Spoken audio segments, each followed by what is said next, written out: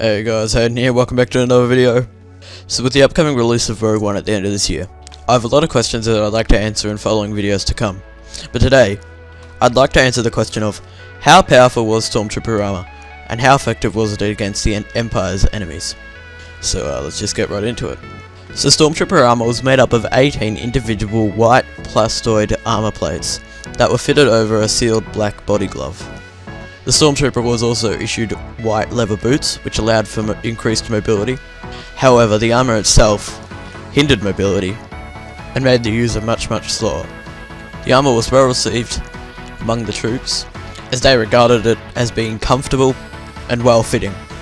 The armor also saved many troops' lives, because using advanced technology, if a trooper was hit by a blaster bolt, instead of taking a direct hit to a certain part of the armor, the bolt would be spread out among the body armor, and so instead of killing the trooper, it would knock them out.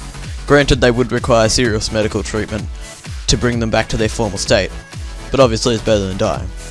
The armor was also impervious to projectile weapons, meaning that if they were hit by a projectile weapon, they wouldn't be killed, but they would be knocked out.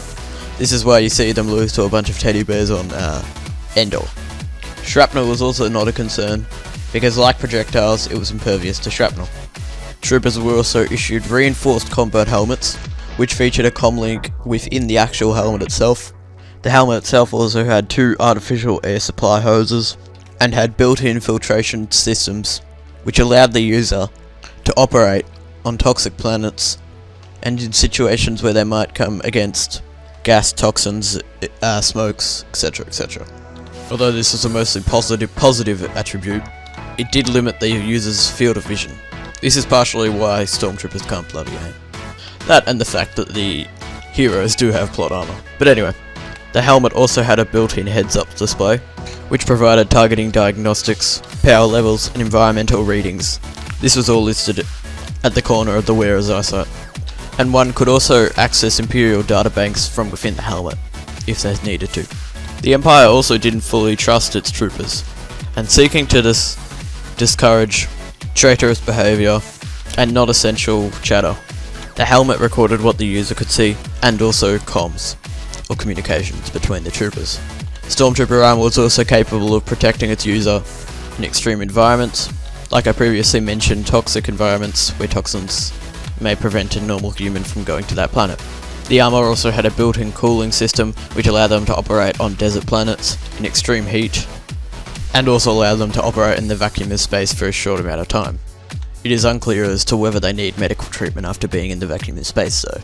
Troops in the field were also allowed to carry backpacks which could provide extra ammunition, extra equipment such as mortar launchers, extended communication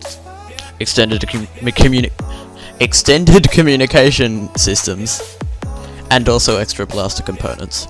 It's also worth noting that in public the Empire expected the trooper to remain in its armor at all times, because the Empire wanted the troopers to be seen as professional, and by wearing the armor they were seen as not an individual but an Imperial.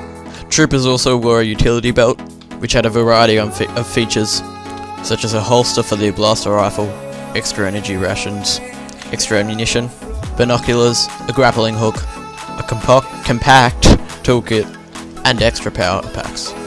Every trooper was also provided one thermal detonator, which was produced by Blastech, a fictional company in the Star Wars universe. This thermal detonator was placed on the back of the utility belt.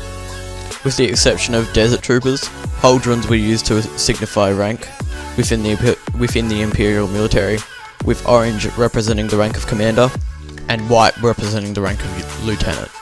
However, it should be noted that in the TV series of Star Wars Rebels, one Stormtrooper commander had his pauldron coloured red.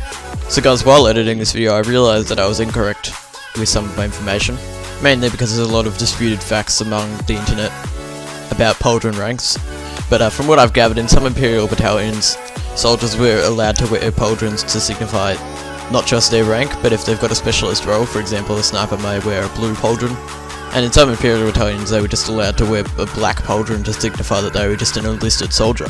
So once again, this is a disputed area, and I apologise for that.